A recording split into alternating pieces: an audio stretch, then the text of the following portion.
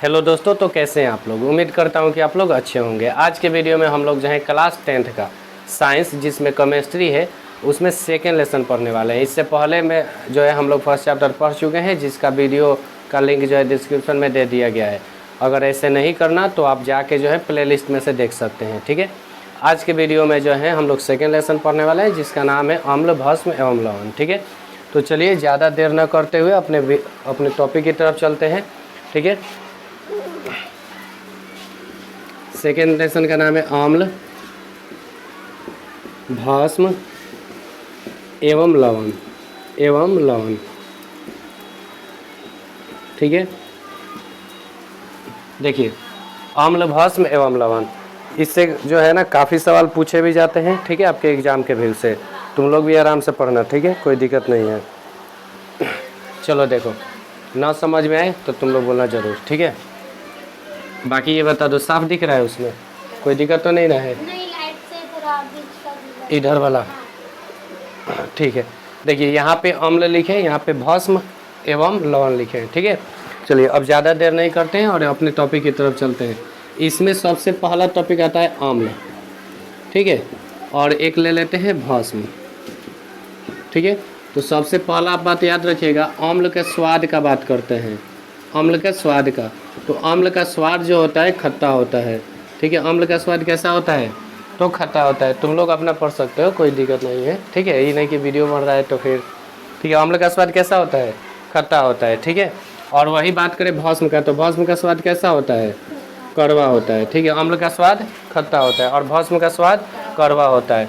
2 number बात करते हैं, ठीक है। तो अम्ल जो है, अम्ल वो जल में घुलकर, ठीक है, जल में क्या करके?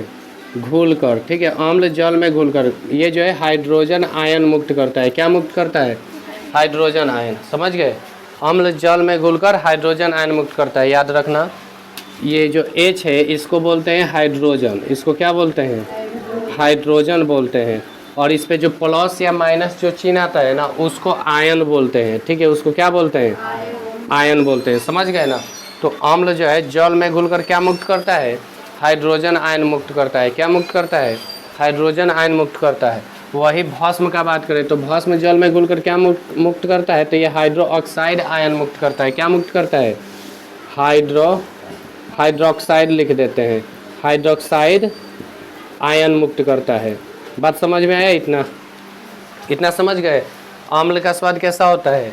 खट्टा होता है। भस्म का स्वाद कैसा होता है? कड़वा होता है। अम्ल के जल में घुलकर क्या करता है? हाइड्रोजन आयन मुक्त करता है। अम्ल जल में घुलकर हाइड्रोजन आयन मुक्त करता है। वही भस्म का बात करें तो भस्म जल में घुलकर क्या करता है? हाइड्रोक्साइड आयन मुक्त करता है। यहाँ तक हो गया। यहाँ से परिभाषा देखो कैसे बनता है, उसके बाद फिर अपना पढ़ेंगे आगे। अम्ल किसे कहते हैं? तब बोलना है कि अम्ल स्वाद में खट्टा होता है और यह जल में घुलकर हाइड्रोजन आयन मुक्त करता है, ठीक है। फिर भस्म का बात करते हैं। भस्म किसे कहेंगे? तो बोलेंगे भस्म स्वाद में कड़वा होता है और यह जल में घुलकर हाइड्रोक्साइड आयन मुक्त करता है। हो गया? समझ में आ गया? समझने का मतलब याद भी होना चाहिए। याद हो गया ना? कोई अम्ल का परिभाषा पूछे बता सकते हो? क्या बताओगे? अम्ल स्वाद में खट्टा होता है और यह जल में घुलकर हाइड्रोजन आयन मुक्त करता है। कड़वा नहीं, हाइड्रोजन आयन मुक्त करता है। भस्म किसे कहते हैं? तब भस्म स्वाद में कड़वा होता है और ये जल में घुलकर हाइड्रोजन आयन मुक्त करता है। क्लियर हो गया? एक व्यक्ति है, ठीक है, जिसका नाम है अर्हेनियस, ठीक है, यहीं पे लिख देते हैं, ठीक है। अर्हेनियस, ठीक है, अर्हेनियस एक व्यक्ति है जिसने जो है अम्ल और भस्म की परिभाषा बताया है। तो क्वेश्चन पूछा जाएगा अर्हेनियस के अनुसार अम्ल और भस्म की परिभाषा बताओ। तो क्या बोलना? अर्हेनियस के अनुसार अम्ल जल में घुलकर हाइड्रोजन आयन मुक्त करते हैं और भस्म जल में घुलकर क्या मुक्त करते हैं? हाइड्रोक्साइड आयन मुक्त करते हैं। समझ गए? अर्हेनियस के अनुसार अम्ल जल में घुलकर हाइड्रोजन आयन मुक्त करते हैं और भस्म जो है जल में घुलकर क्या मुक्त करता है? Hydroxide ion. चलो लाइन चला गया था। इतना हो गया ना? अर्हेनियस के अनुसार अम्ल जल में घुलकर हाइड्रोजन आयन मुक्त करते हैं और भस्म जल में घुलकर क्या करते हैं? हाइड्रोक्साइड आयन मुक्त करते हैं, ठीक है। चलो इतना हो गया अम्ल। अब थोड़ा सा गुण की तरफ चलते हैं। अम्ल का स्वाद कैसा होता है? खट्टा होता है। अम्ल जल में घुलकर क्या करता है? हाइड्रोजन आयन मुक्त करता है। उसके बाद याद रखना, अम्ल जो है, अम्ल ये क्या करता है, नीले लिटमस पत्र को, ठीक है, किसको, नीले लिटमस पत्र को, लिटमस पत्र यहाँ लिख देते हैं। ये क्या करता है, अम्ल जो है नीले लिटमस पत्र को क्या कर देता है, पत्र, ठीक है, ये नीले लिटमस पत्र को क्या कर देता है, तो लाल कर देता है, ठीक है। अम्ल नीले लिटमस पत्र को क्या करता है, लाल कर देता है, ठीक है। अम्ल नीले लिटमस पत्र को लाल कर देता है, ठीक है, कोई दिक्कत नहीं ना है।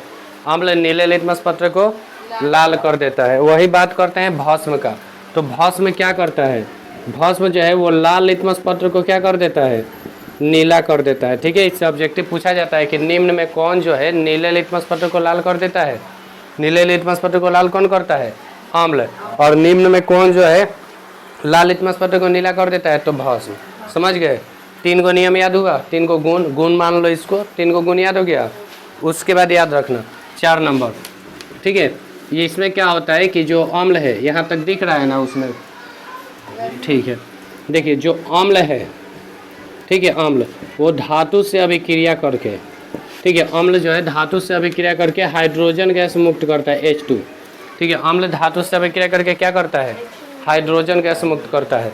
अम्ल धातु से अभिक्रिया करके हाइड्रोजन गैस मुक्त करता है। कहने का मतलब यहाँ पे समझना, अम्ल का एक चीज़ याद रख लो, अम्ल का जो सूत्र होता है वो होता है HCl। क्या होता है, HCl। और भस्म का क्या होता है, तो भस्म का होता है NaOH, NaOH।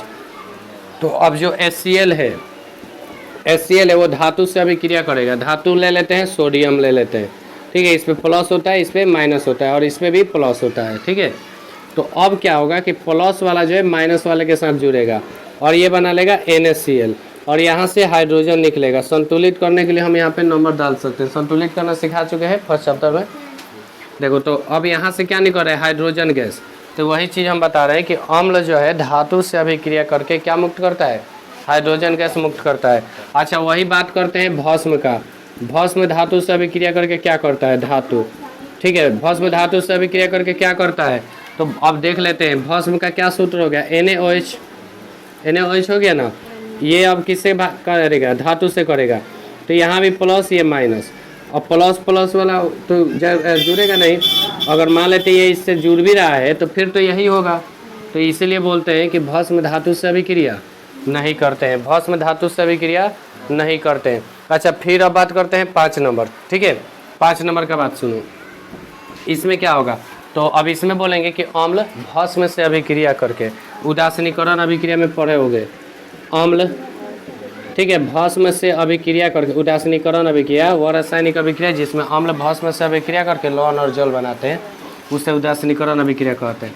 इसमें देखो, इसमें क्या बोलोगे, वह रासायनिक अभिक्रिया। इसमें देखिए, इसमें बोलेंगे कि अम्ल भस्म से अभिक्रिया करके लवण और जल बनाते हैं, लवण और जल बनाते हैं। समझ गए, अम्ल भस्म से अभिक्रिया करके लवण और जल बनाते हैं।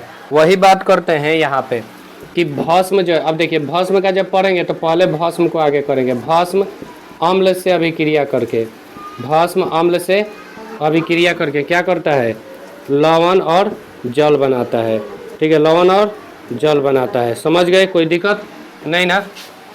5 को हम पढ़ाए, देखो पहले परिभाषा पढ़ा दिए, आर्हेनियस के अनुसार भी बता दिए, और इसके गुण मान लो ये, ठीक है।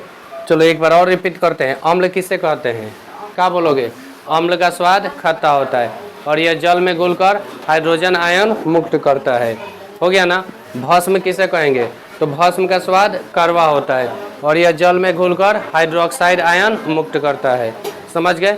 फिर आर्हेनियस के अनुसार अम्ल और भस्म की परिभाषा, तो अम्ल जल में घुलकर हाइड्रोजन आयन मुक्त करते हैं और भस्म जल में घुलकर हाइड्रोक्साइड आयन मुक्त करते हैं। फिर बात करते हैं अम्ल के गुण। अब गुण पे आ जाते हैं, तो अम्ल के गुण में क्या बोलोगे, अम्ल स्वाद में खट्टा होता है, यह जल में घुलकर हाइड्रोजन आयन मुक्त करता है, अम्ल नीले लिटमस पत्र को लाल कर देता है, अम्ल धातु से अभिक्रिया करके हाइड्रोजन गैस मुक्त करता है, फिर अम्ल भस्म से अभिक्रिया करके लवण और जल बनाता है। ठीक है। फिर बात करेंगे भस्म का, तो भस्म स्वाद में कड़वा होता है, कड़वा होता है, खट्टा तो अम्ल होगा, भस्म स्वाद में कड़वा होता है, भस्म जल में घुलकर हाइड्रोक्साइड आयन मुक्त करते हैं, भस्म लाल लिटमस पत्र को नीला कर देता है। ठीक है। उसके बाद भस्म धातु से अभिक्रिया नहीं करता है और भस्म अम्ल से अभिक्रिया करके लवण और जल बनाते हैं। देखो इसका पीएच मान भी अम्ल का जो अम्ल नहीं अम्लीय जो होता है ना, उसका पीएच मान जो है 7 से कम होता है और भस्म का 7 से अधिक होता है। ठीक है, तो यह जब हम पीएच पढ़ेंगे तब पढ़ लेंगे। इतना चीज़ें पहले क्लियर हुआ, हो गया? अंजादी लिख लोगे? लिखे हैं। लिखे हो? लिख लोगे अंजादी? ठीक है, तो कुछ देर हम रुकते हैं, तुम लोग लिख लो, उसके बाद आगे बढ़ेंगे। ठीक है, ठीक है, बाद में हम फिर लिखवा देंगे। ठीक है, चलो देखो, आर्हेनियस वाला तो याद हो गया ना? आर्हेनियस के अनुसार अम्ल और भस्म की परिभाषा, अम्ल जल में घुलकर हाइड्रोजन आयन मुक्त करते हैं और भस्म जल में घुलकर क्या करते हैं? Hydroxide ion. ठीक है, चलो इतना बस याद रखना। उसके बाद हम लोग पढ़ते हैं अम्ल के प्रकार। ठीक है, अम्ल के प्रकार तो याद रखना, अम्ल कितने प्रकार के होते हैं? अम्ल कितने प्रकार के? अम्ल जो होते हैं वो 2 प्रकार के होते हैं। कितने प्रकार के? 2 प्रकार के। एक होता है प्रबल अम्ल, ठीक है, एक होता है प्रबल अम्ल, और एक क्या होता है? तो एक होता है दुर्बल अम्ल। ठीक है, एक होता है प्रबल अम्ल और दूसरा क्या होता है? दुर्बल अम्ल। ठीक है, क्लियर? एक प्रबल अम्ल और दूसरा दुर्बल अम्ल। प्रबल अम्ल किसे कहते हैं? तो प्रबल अम्ल में बोलेंगे वैसा अम्ल जो जल में घुलकर, वैसा अम्ल जो जल में घुलकर अधिक मात्रा में, कितना? अधिक मात्रा में, ठीक है, अधिक मात्रा में हाइड्रोजन आयन मुक्त करते हैं, उसे प्रबल अम्ल कहते हैं। हो गया ना? वैसा अम्ल जो जल में घुलकर अधिक मात्रा में हाइड्रोजन आयन मुक्त करते हैं, उसे प्रबल अम्ल कहते हैं। हो गया याद? समझ में भी आ गया? दुर्बल अम्ल किसे कहेंगे? तो वैसा अम्ल जो जल में घुलकर कम मात्रा में हाइड्रोजन आयन मुक्त करते हैं, उसे दुर्बल अम्ल कहते हैं।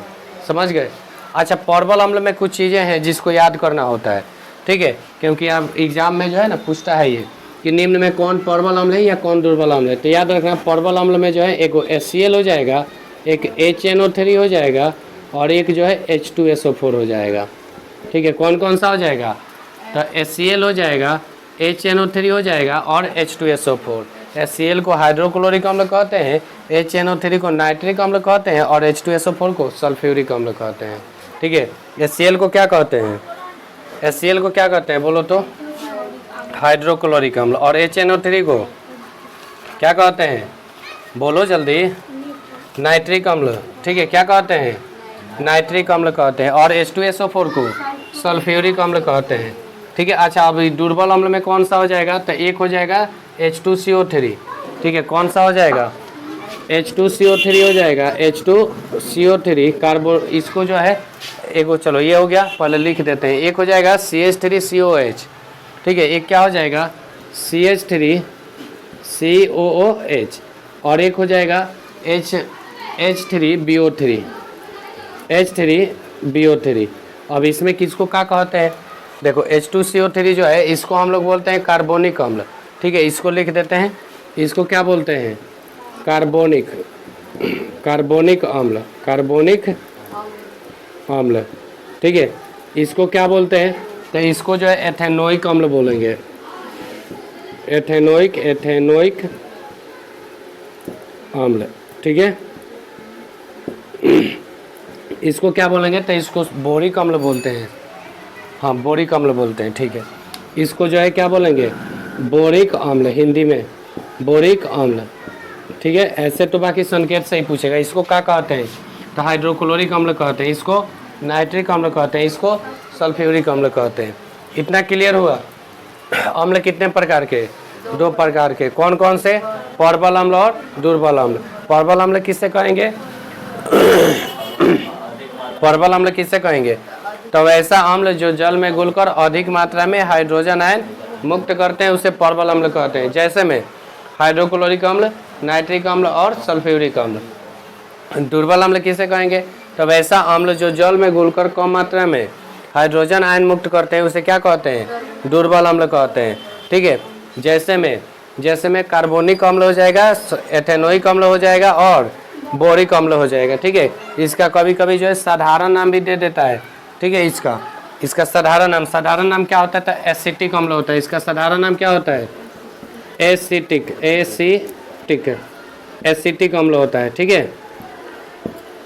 क्लियर, कोई दिक्कत नहीं। अब बात करते हैं, ये तो हो गया नॉर्मल। एक आता है विलयन में उपस्थित अम्ल के मात्रा के आधार पर अम्ल के प्रकार, ठीक है। क्या बोल रहे हैं, विलयन में उपस्थित अम्ल के मात्रा के आधार पर अम्ल के प्रकार। तो इसमें भी विलयन की इसमें भी अम्ल कितने प्रकार के होते हैं, 2 प्रकार के, ठीक है। विलयन में उपस्थित अम्ल के मात्रा के आधार पर अम्ल के प्रकार, तो इसमें भी अम्ल 2 प्रकार के, एक हो जाएगा सांद्र अम्ल, एक क्या हो जाएगा सांद्र अम्ल, और दूसरा हो जाएगा तनु अम्ल, ठीक है। सांद्र अम्ल और दूसरा तनु अम्ल, किसमें उपस्थित, विलयन में उपस्थित।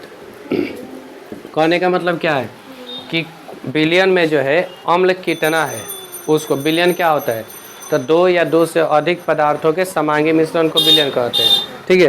कहने का मतलब समांगी, जैसे कि कोई लेके घोल दिए, जैसे पानी में चीनी को घोल दिए, ठीक है। अब वो जो बन गया शरबत मान लेते हैं, तो वो हमारा विलयन हो गया, ठीक है। तो अब बात है कि उस पानी में चीनी कितना मिलाए हैं, समझ गए, तो उसका तो आंकड़ा हम बता सकते हैं।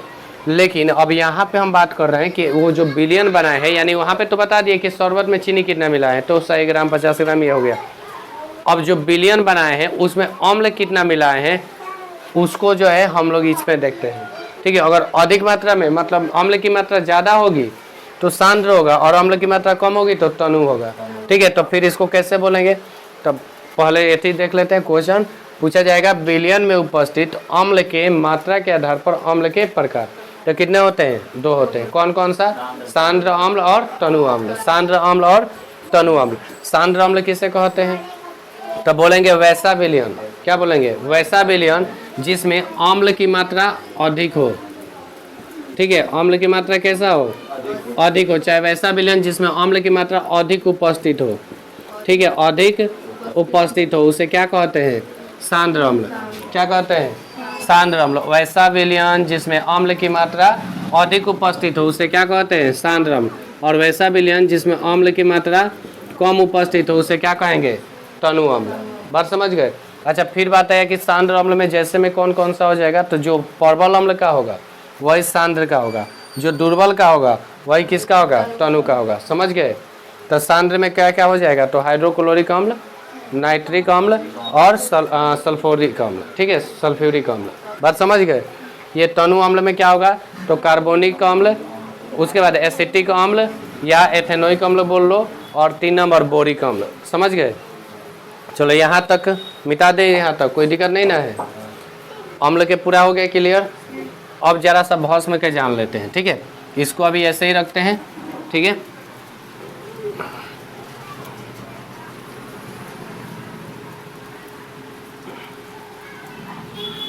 चलो भस्म का जान लेते हैं, ठीक है। देखो भस्म भी कितने प्रकार के होते हैं, तो भस्म भी जो है 2 प्रकार के होते हैं। भस्म कितने प्रकार के, तो 2 प्रकार के। कौन कौन सा, सेम प्रकार होता है, ठीक है। ये बहुत आसान है, सेम प्रकार, प्रबल भस्म और दुर्बल भस्म, ठीक है। बस अम्ल जब पढ़ेंगे तो अम्ल बोलेंगे, और जब भस्म पढ़ेंगे तो क्या बोलेंगे, भस्म। तो ये भस्म भी जो होते हैं 2 प्रकार के होते हैं। एक होता है प्रबल भस्म, प्रबल भस्म, और दूसरा क्या होता है, तो दूसरा होता है दुर्बल भस्म। बात समझ गए। एक होता है प्रबल भस्म और दूसरा क्या होता है, दुर्बल भस्म। प्रबल भस्म किसे कहेंगे, जिस तरह इसका परिभाषा बताए उसी तरह उसका भी बोलो। क्या बोलोगे, वैसा, क्या बोलोगे, हाँ वैसा भस्म जो जल में घोलकर, ठीक है, वैसा भस्म जो जल में घोलकर अधिक मात्रा में, कैसा, अधिक मात्रा में, क्या अधिक मात्रा में, हाइड्रोक्साइड आयन मुक्त करते हैं, उसे प्रबल भस्म कहते हैं, समझ गए। वैसा भस्म जो जल में घोलकर अधिक मात्रा में हाइड्रोक्साइड आयन मुक्त करते हैं उसे क्या कहते हैं, प्रबल भस्म कहते हैं, समझ गए। उसे क्या कहते हैं, प्रबल भस्म कहते हैं, ठीक है। अच्छा, प्रबल भस्म में कौन कौन सा आ जाएगा, तो इसमें देखो दुर्बल वाला हो गया था। प्रबल भस्म में जो है तुम्हारा एक तो आ जाएगा NaOH, सोडियम हाइड्रोक्साइड, KOH आ जाएगा, ठीक है, और कुछ नहीं दिया है। अच्छा, भस्म का इधर दिया है, ठीक है, NaOH हो गया, KOH हो गया, बस इतना ही दिया है इसमें तुम्हारे बुक के अनुसार। इसको बोलते हैं सोडियम हाइड्रोक्साइड और इसको बोलेंगे पोटेशियम हाइड्रोक्साइड, ठीक है। नाम आसान है तो इसमें लिखने के, लिख दे, क्या याद है ना, लिखने की जरूरत नहीं। Na होता है सोडियम, हाइड्रोक्साइड जोड़ेंगे सोडियम हाइड्रोक्साइड, के होता है पोटेशियम हाइड्रोक्साइड जोड़ेंगे, पोटेशियम हाइड्रोक्साइड, समझ गए। तो परवल जो भस्म है वो कौन कौन सा हो जाएगा, तो सोडियम हाइड्रोक्साइड हो जाएगा और पोटेशियम हाइड्रोक्साइड हो जाएगा, ठीक है। अब बात करते हैं कि दुर्बल भस्म किसे कहते हैं। तो वैसा क्या बोलेंगे, वैसा भस्म जो जल में घुलकर, वैसा भस्म जो जल में घुलकर कम मात्रा में क्या करते हैं, हाइड्रो ऑक्साइड आयन मुक्त करते हैं, उसे हम लोग क्या कहते हैं, दुर्बल भस्म कहते हैं। क्या कहते हैं, दुर्बल भस्म कहते हैं। जैसे में मान लेते हैं अमोनियम हाइड्रोक्साइड, ठीक है, क्या अमोनियम हाइड्रोक्साइड NH4OH, ठीक है, NH4OH, ये हो गया अमोनियम हाइड्रोक्साइड। क्या हो गया, देखो इसको बोलते हैं NH4 को अमोनिया बोलते हैं, तो ये क्या हो जाएगा अमोनियम हाइड्रोक्साइड जो नहीं लगे अपने से हो जाएगा ना, अमोनियम हाइड्रोक्साइड बोलते हैं। उसके बाद आ जाएगा Ca(OH होल ट्वाइस), इसको क्या बोलेंगे, तो इसको कैल्शियम हाइड्रोक्साइड बोलेंगे। क्या बोलेंगे, कैल्शियम हाइड्रोक्साइड अपना लिख लेना। उसके बाद आ जाएगा magnesium hydroxide Mg(OH whole twice), इसको क्या बोलेंगे, तो इसको बोलेंगे मैग्नीशियम हाइड्रोक्साइड। बात समझ गए, ये होता है, ये क्या होते हैं, तो ये जो होते हैं दुर्बल भस्म होते हैं, समझ गए। भस्म कितने प्रकार के होते हैं, 2, कौन कौन सा, प्रबल भस्म और दुर्बल भस्म। प्रबल भस्म किसे कहेंगे, तो क्या बोलेंगे, वैसा भस्म जो जल में घुलकर अधिक मात्रा में हाइड्रो ऑक्साइड आयन मुक्त करते हैं उसे क्या कहेंगे, प्रबल भस्म। जैसे में सोडियम हाइड्रोक्साइड और पोटेशियम हाइड्रोक्साइड। दुर्बल भस्म किसे कहेंगे, तो वैसा भस्म जो जल में घुलकर कम मात्रा में हाइड्रोक्साइड आयन मुक्त करते हैं उसे दुर्बल भस्म कहते हैं। जैसे में अमोनियम हाइड्रोक्साइड, कैल्शियम हाइड्रोक्साइड और मैग्नीशियम हाइड्रोक्साइड, समझ गए ये चीज़ें। चलो एक शॉर्ट चीज़ मैं बता रहा हूँ यहाँ पे दोनों में, देखो एक शॉर्ट चीज़ जानो यहाँ पे, ये हो गया H2SO4। अब शॉर्ट चीज़ क्या है, जो प्रबल होगा उसकी जो संरचना होगी दुर्बल से छोटा होगा। देख लो छोटा है इसकी तुलना में, देख रहे हो, ये थोड़ा खाली खाली सा दिखेगा, इसमें पूरा भरा भरा दिख रहेगा, देख रहे हो, संख्या भी ज़्यादा दिख रहा है, साइज भी थोड़ा बड़ा है इसमें देखो, इसमें तो साफ साफ दिख रहा है, इसमें नॉर्मल है, इसमें देखो है ना ज़्यादा, तो ये चीज़ क्या हो जाएगा, दुर्बल, ठीक है। और जो साफ साफ है छोटा छोटा है वो क्या हो जाएगा, प्रबल। ये ज़्यादा रूल लागू नहीं होता है, याद ही कर लेना। क्या क्या हो जाएगा, HCl HNO3 H2SO4, ठीक है। उधर क्या हो जाएगा KOH, उसके बाद क्या हो जाएगा NaOH। बात समझ गए, प्रबल याद रखोगे, दुर्बल अपने आप हो जाएगा, ठीक है। उसके बाद यहाँ तक हो गया, कोई दिक्कत नहीं ना, परिभाषा में कोई दिक्कत नहीं ना है। उसके बाद देखो अब फिर बात आता है विलयन में उपस्थित अम्ल था वो, अब बोलेंगे विलयन में उपस्थित भस्म के मात्रा के आधार पर भस्म के प्रकार, ठीक है। विलयन में उपस्थित भस्म के मात्रा के आधार पर भस्म के प्रकार, तो भस्म कितने प्रकार के होते हैं, तो ये भी जो होते हैं 2 प्रकार के होते हैं। यहाँ तक दिख रहा है ना वीडियो में, ठीक है। देखो भस्म जो होते हैं कितने प्रकार के होते हैं, 2, सेम होता है नाम, सांद्र भस्म और दूसरा क्या, तनु भस्म। क्या होता है, सांद्र भस्म और दूसरा तनु भस्म। सांद्र भस्म किसे कहेंगे, तो बोलना वैसा विलयन, क्योंकि विलयन का बात हो रहा है ना, क्या चीज़ का बात हो रहा है, विलयन का। विलयन में उपस्थित भस्म के मात्रा के आधार पर भस्म के प्रकार, मतलब विलयन में भस्म कितना है उसके मात्रा के आधार पर इसका प्रकार किया गया है, ठीक है। तो अब बोलेंगे कि विलयन में उपस्थित भस्म की मात्रा अधिक हो, ठीक है। विलयन में उपस्थित, ऐसे बोल सकते हैं, वैसा विलयन जिसमें भस्म की मात्रा अधिक उपस्थित हो उसे क्या कहेंगे, भस्म की मात्रा कैसे हो, अधिक उपस्थित हो, उसे सांद्र भस्म। और वैसा विलयन जिसमें भस्म की मात्रा कम हो, ये ठीक है, कम उपस्थित हो, उसे क्या कहेंगे, तनु भस्म। हो गया। अच्छा इसका एग्जाम्पल क्या हो जाएगा, नीचे वाला नहीं दिख रहा, ये वाला कोई दिक्कत नहीं है, यहाँ पे मात्रा लिखे थे, ठीक है। वैसा विलयन जिसमें भस्म की मात्रा क्या हो, भस्म की मात्रा अधिक उपस्थित हो, उसे सांद्र भस्म कहेंगे। और वैसा विलयन जिसमें भस्म की मात्रा कम उपस्थित हो उसे क्या कहेंगे, तनु भस्म, ठीक है। अच्छा सांद्र भस्म का परिभाषा बोल रहे हैं, एग्जाम्पल कौन सा होगा, यही हो जाएगा, ठीक है। तनु का कौन सा होगा, तो ये वाला हो जाएगा। कोई दिक्कत यहाँ तक, कोई दिक्कत नहीं ना। और आगे पढ़ा दें लवन ये सब कि इतना ही ढेर हो गया, टाइम है ना, कुछ दूसरा सब्जेक्ट भी पढ़ना है, बोलो कि यही पढ़ाएं, ठीक है। लिखवा दें पहले यहाँ तो कि लिख लोगे, भूल जा रहे हो? आप बोलिएगा थोड़ा लिख लेंगे। अच्छा ठीक है, लिख लो, आप लोग भी लिख लीजिए। लिखो, पहले क्या लिखना है? अम्ल। अम्ल लिख कर डैश दो थोड़ा, ठीक है? थोड़ा स्पीड में लिखना क्योंकि वीडियो थोड़ा ज़्यादा लंबा हो जाएगा इससे, नहीं तो। ठीक है, अम्ल लिख लिए। क्या बताए थे? अम्ल स्वाद में खट्टा होता है और जल में घुलकर क्या करता है? हाइड्रोजन आयन मुक्त करता है। लिखो, अम्ल स्वाद में खट्टा होता है, अम्ल में लिखना, अम्ल स्वाद में खट्टा होता है और यह जल में घुलकर हाइड्रोजन आयन मुक्त करता है। ठीक है, और यह जल में घुलकर हाइड्रोजन आयन मुक्त करता है। हो गया? अम्ल स्वाद में खट्टा होता है और यह जल में घुलकर हाइड्रोजन आयन मुक्त करता है। हो गया? हो गया ना? अब लिखना अम्ल के गुण, अम्ल के गुण, अम्ल के गुण। ठीक है, अम्ल के गुण लिखो। हो गया?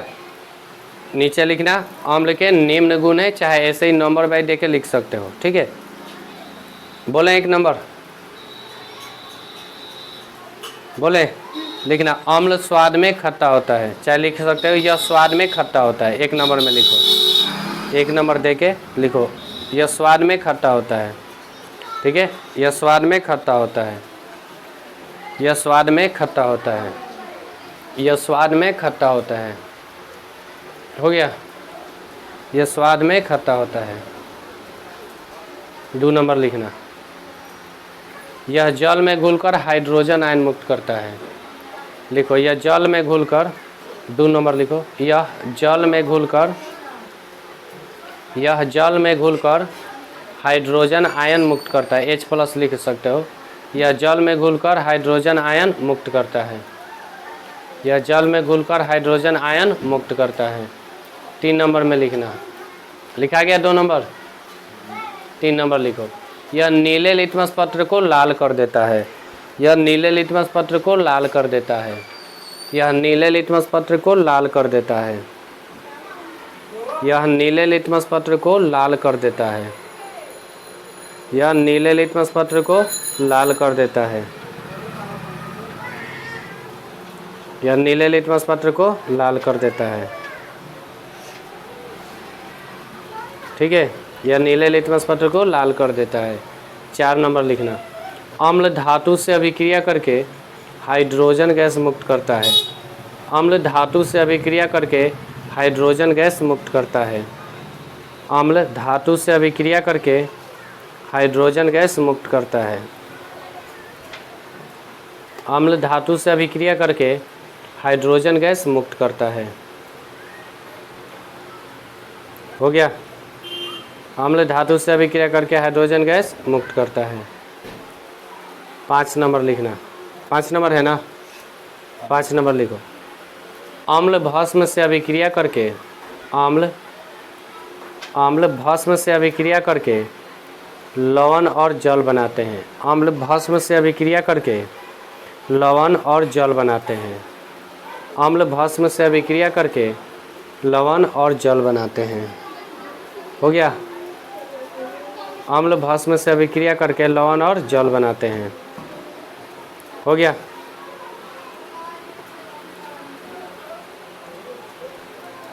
उसके बाद लिखो भस्म,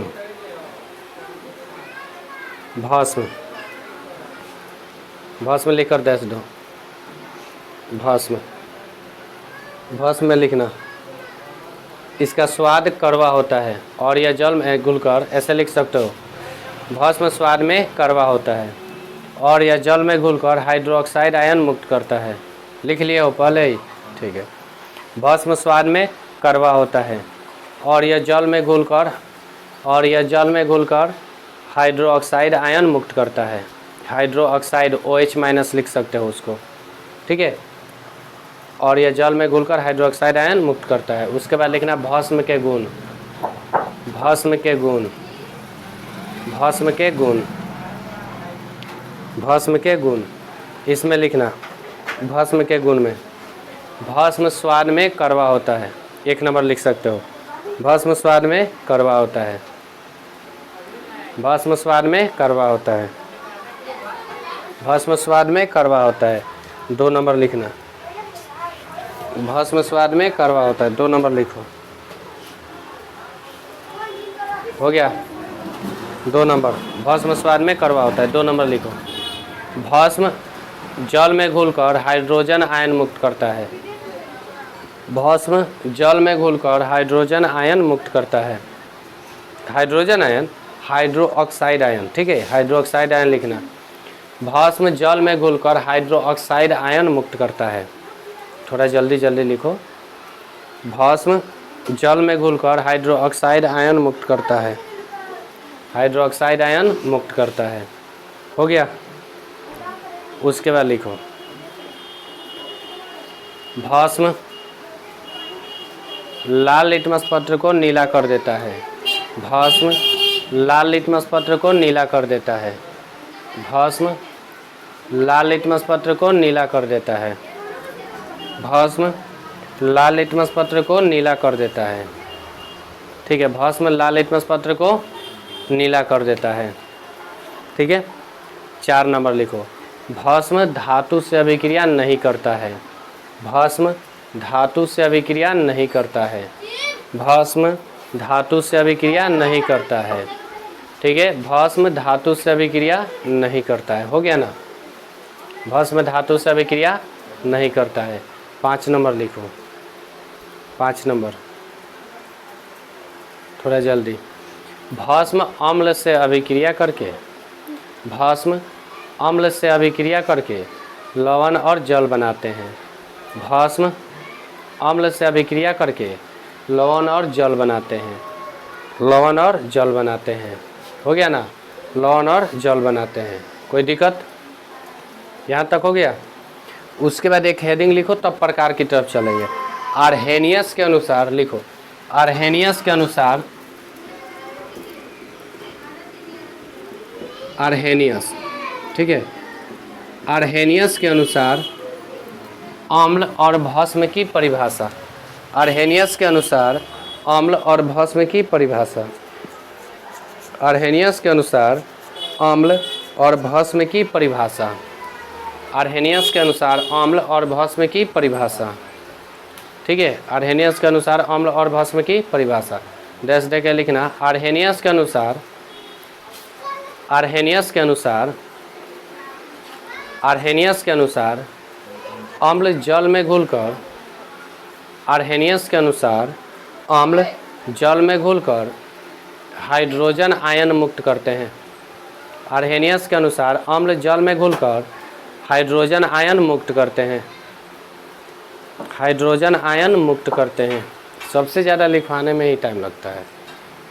आर्हेनियस के अनुसार अम्ल जल में घुलकर हाइड्रोजन आयन मुक्त करते हैं। और भस्म, और भस्म, और भस्म, और भस्म हाइड्रो ऑक्साइड आयन, और भस्म हाइड्रो ऑक्साइड आयन, और भस्म हाइड्रो ऑक्साइड आयन। हो गया ना, और भस्म हाइड्रो ऑक्साइड आयन। हो गया। उसके बाद प्रकार लिखवाना है ना, लिखना अम्ल के प्रकार, अम्ल के प्रकार, अम्ल के प्रकार। ठीक है, इधर लिखे हैं सारा, ठीक है, लिख लो, इधर हट जाते हैं। लिखो अम्ल के प्रकार, अम्ल के प्रकार, अम्ल के प्रकार लिखना। अम्ल 2 प्रकार के होते हैं। अम्ल 2 प्रकार के होते हैं। अम्ल 2 प्रकार के होते हैं। अम्ल 2 प्रकार के होते हैं। लिखो, एक में लिखना प्रबल अम्ल और दूसरे में लिखना दुर्बल अम्ल। अम्ल 2 प्रकार के होते हैं। एक में लिखना प्रबल अम्ल और दूसरे में दुर्बल अम्ल। प्रबल अम्ल और दूसरे में दुर्बल अम्ल। दुर्बल अम्ल। हो गया, प्रबल अम्ल और दुर्बल अम्ल। प्रबल अम्ल लिखकर डैश दीजिए। प्रबल अम्ल लिखकर डैश दो तो जरा। प्रबल अम्ल बोले इसमें, प्रबल अम्ल लिखना। वैसा अम्ल, वैसा अम्ल जो जल में घुलकर, वैसा अम्ल जो जल में घुलकर, वैसा अम्ल जो जल में घुलकर अधिक मात्रा में, अधिक मात्रा में हाइड्रोजन आयन मुक्त करते हैं वैसा अम्ल जो जल में घुलकर अधिक मात्रा में हाइड्रोजन आयन मुक्त करते हैं, हाइड्रोजन आयन H+, ठीक है, हाइड्रोजन आयन मुक्त करते हैं, उसे परबल अम्ल कहते हैं, उसे परबल अम्ल कहते हैं। जैसे में ये लिख लेना, नाम लिख दें इधर, क्या नाम हो जाएगा इसका? हो जाएगा हाइड्रोक्लोरिक अम्ल, ठीक है। क्या हो जाएगा? हाइड्रोक्लोरिक, ठीक है। अम्ल तो लिखिए सकते हो, हाइड्रोक्लोरिक अम्ल। इसका क्या हो जाएगा? तो इसका हो जाएगा नाइट्रिक अम्ल, नाइट्रिक अम्ल, ठीक है। यहाँ भी अम्ल लिख लेना। उसके बाद इसका क्या हो जाएगा? सल्फ्यूरिक अम्ल, सल्फ्यूरिक अम्ल, ठीक है, सल्फ्यूरिक अम्ल। और सूत्र तो खास कर लिखना, ठीक है। हाइड्रोक्लोरिक अम्ल लिख के कोष्ठ में HCl लिख लो, चाहे HCl लिखे कोष्ठ में हाइड्रोक्लोरिक अम्ल लिख लो, ठीक है। जल्दी लिखो, लिखो तो कौन कौन सा हो जाएगा? हाइड्रोक्लोरिक अम्ल, नाइट्रिक अम्ल और सल्फ्यूरिक अम्ल, ठीक है। लिखो थोड़ा जल्दी, हो गया?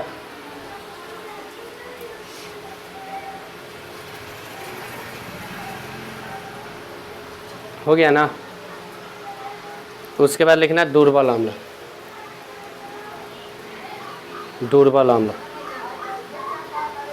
दुर्बल अम्ल। लिखो थोड़ा जल्दी, दुर्बल अम्ल, दुर्बल अम्ल, इसमें लिखना दुर्बल अम्ल में वैसा अम्ल, वैसा अम्ल, वैसा अम्ल, वैसा अम्ल जो जल में घुलकर, वैसा अम्ल जो जल में घुलकर कम मात्रा में, वैसा अम्ल जो जल में घुलकर कम मात्रा में हाइड्रोजन आयन मुक्त करते हैं, वैसा अम्ल जो जल में घुलकर कम मात्रा में हाइड्रोजन आयन मुक्त करते हैं, हाइड्रोजन आयन मुक्त करते हैं, उसे दुर्बल अम्ल कहते हैं। वैसा अम्ल जो जल में घुलकर कम मात्रा में हाइड्रोजन आयन मुक्त करते हैं, उसे दुर्बल अम्ल कहते हैं। जैसे में ये लिख लेना, कार्बोनिक अम्ल, एथेनोइक अम्ल, इसी को एसिटिक अम्ल लिख लेना, वहीं पे बगल में बोरिक अम्ल, ठीक है। ये संकेत जो इसका सूत्र है वो ज़रूर लिखना, ठीक है। थोड़ा जल्दी,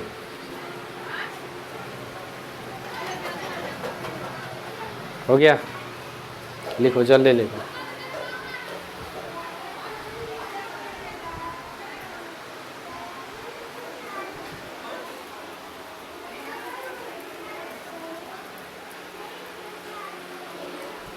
हो गया? हो गया ना?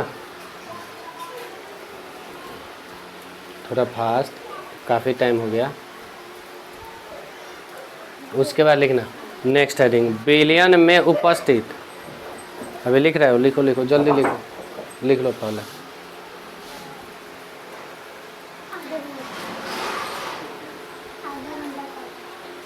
ज़्यादा टाइम हो गया। हो गया ना? बोले लिखना बिलियन में उपस्थित।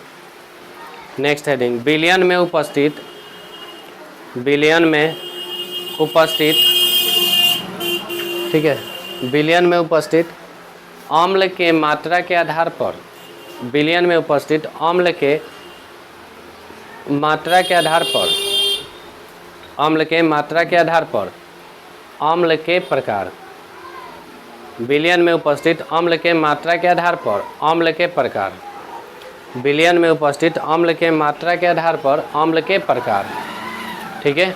बिलियन में उपस्थित अम्ल के मात्रा के आधार पर अम्ल के प्रकार लिखना। अम्ल दो प्रकार के होते हैं, ठीक है। अम्ल दो प्रकार के होते हैं, अम्ल दो प्रकार के होते हैं। एक में सांद्र अम्ल और दूसरे में तनु अम्ल, एक में सांद्र अम्ल और दूसरे में तनु अम्ल, ठीक है। और सांद्र अम्ल लिखकर डैश देना, सांद्र अम्ल लिखकर डैश दो,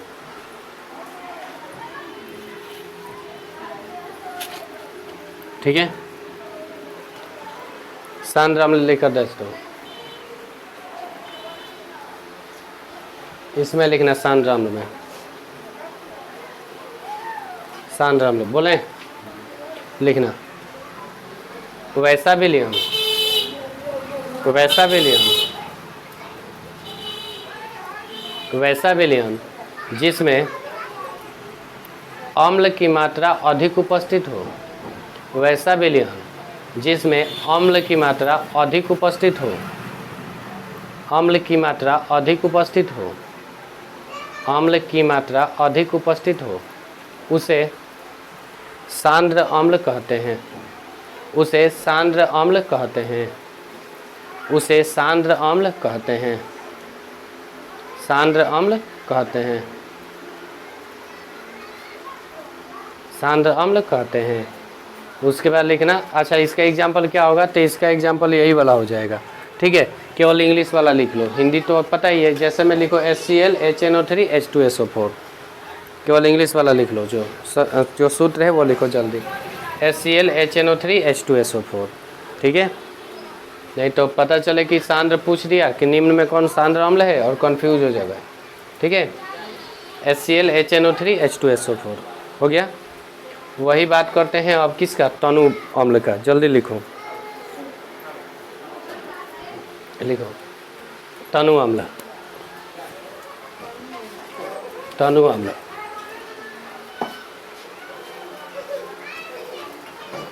हो गया। तनु अम्ल में लिखना,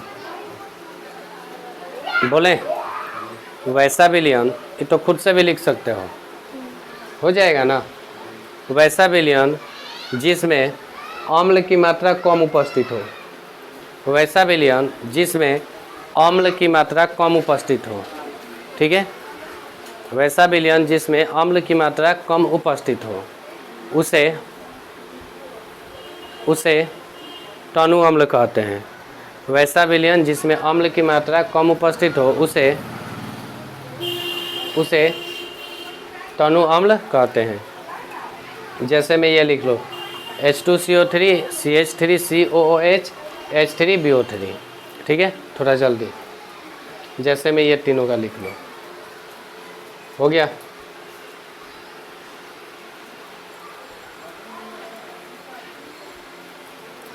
ये न लिखवाते तो आधा से ज़्यादा कंप्लीट कर देते आज।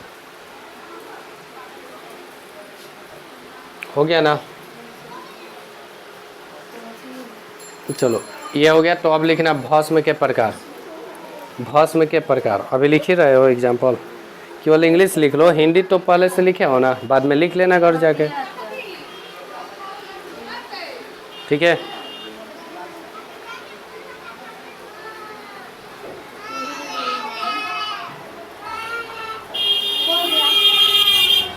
उसके बाद लिखना भस्म के प्रकार, भस्म के प्रकार, भस्म के प्रकार, भस्म के प्रकार। आज